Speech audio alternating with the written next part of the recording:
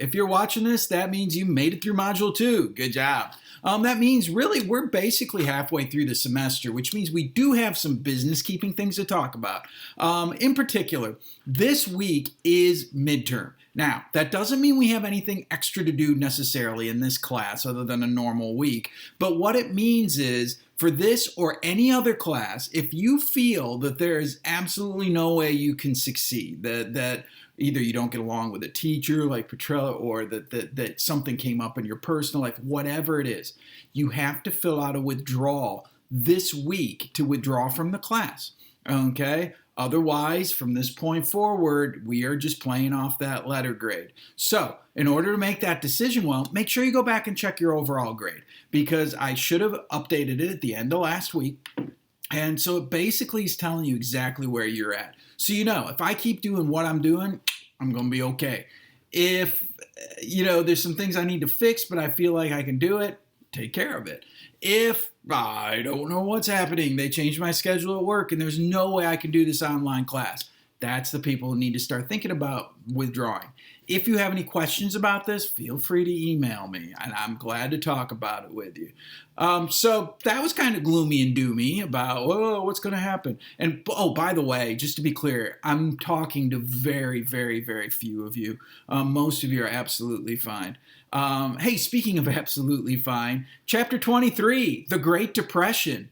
Yeah, that's not absolutely fine. The United States is going through the single greatest economic disaster it had ever faced. And really, when we look at the Great Depression, please watch the slideshow because there's basically three main components that we're looking at. One, the causation. We really see that basically on the first slide. And it's what we really want to focus on a lot because, after all, we don't want to see another Great Depression. So it's really good for us to kind of think about and talk about what maybe led us there.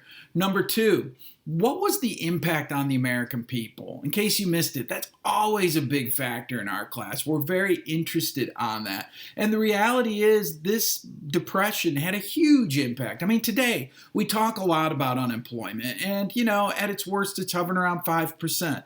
During the Great Depression, it was 25%. Underemployment, meaning you had a job but you weren't making enough money to survive on, was 58%. So 83% of Americans either had no job or had a job where they couldn't afford to basically pay their rent. This was insanely disruptive, not only to the economy, but to our family structures, to our demographics, you go down the list. The Great Depression has a huge impact on the American people. Georgia, ironically, is going to go through a rebirth during this period. While the nation is at its lowest, industry starts to develop in Georgia, not least of which is this little guy, Coca-Cola. Right? Coca-Cola been around since the late 1800s, but it's during the Great Depression it really makes a surge and becomes a cornerstone of the Georgian economy. They make these little caps so you can put it on your bottle of Coke and save it for later. Remember, Prohibition's going on at the same time. Coke is advertised as a substitute. Replace your alcohol with lots of sugar. And it's effective. Not to mention the fact Coca-Cola remains relatively cheap during the Great Depression. When people need a cheap treat, it fits the bill. And so Coca-Cola starts to take off. The third thing, I told you there's three things, is this idea of the New Deal.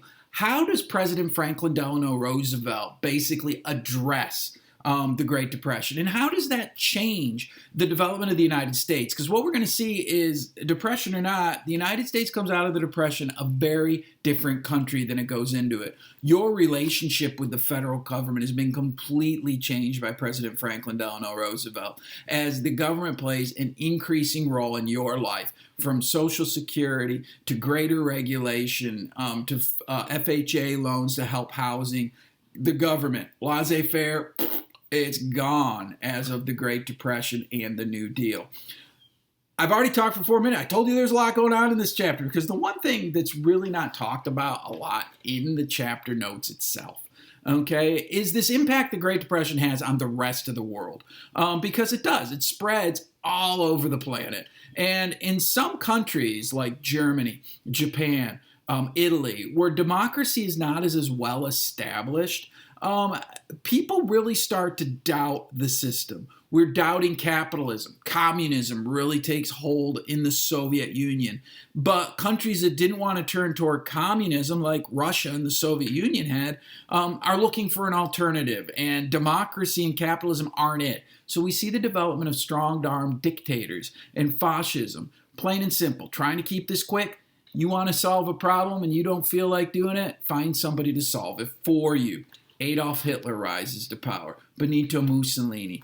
Hirohito in Japan, leading us directly into chapter 24 in World War II. So, really, these two chapters, like everything in our class, go together for what it's worth.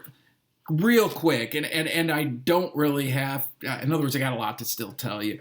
First off, just this week, watch your slideshow. Like I said, there's a little video about the New Deal if you want to make sure you watch that. And then there's a reflection piece about the Great Depression that asks you about this imagery. This group called the Farm Security Administration is documenting the Great Depression, and it just asks you about how they're doing it and your impressions of that, as well as your impressions of FDR and how he's changing that relationship with the American people. The other thing is you do have a midterm essay coming up, okay? It's next week, it's due, and obviously it's not on your midterm grade. The main reason why is because you guys had enough to do, and I figured we would push this off for a little bit. We still got to do it because the face-to-face class has to do it. We got to basically keep some parity between the two classes. So this midterm essay is an actual essay, unlike the other projects we've had. 5 paragraphs, an introduction that lets us know what we're going to talk about, gives us a thesis statement that answers a question, 3 body paragraphs that support that answer, and then, last but not least, a conclusion that wraps it up. You should have at least 2 sources that you're getting information on and a works cited page that explains those 2 sources properly. It's MLA formatted. All of these important things that we got to work on and make sure we know. And I'm hoping you already do so that this won't be that big of a deal. In terms of the topic, and like I said, I'm sorry this is such a long intro, but this is important. In terms of the topic, it's asking about the 1920s. Back in chapter 22, yeah, it was the Roaring 20s, but we saw a lot of problems in the United States. Remember, it was that new era, and these new challenges were facing the American people. And it's basically asking you to evaluate the federal government's response to those issues that were facing the American people. The key word in the sentence is evaluate. In other words, tell how good they did. So what that means is you have to describe the issue, explain what it was, and then look at what the government did or didn't do and how effective you think that was. And of course, providing that factual evidence that shows that.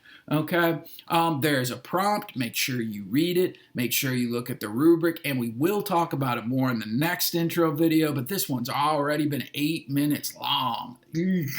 And so that'll at least get you started because that thing is due next week. Thanks. Have a good one.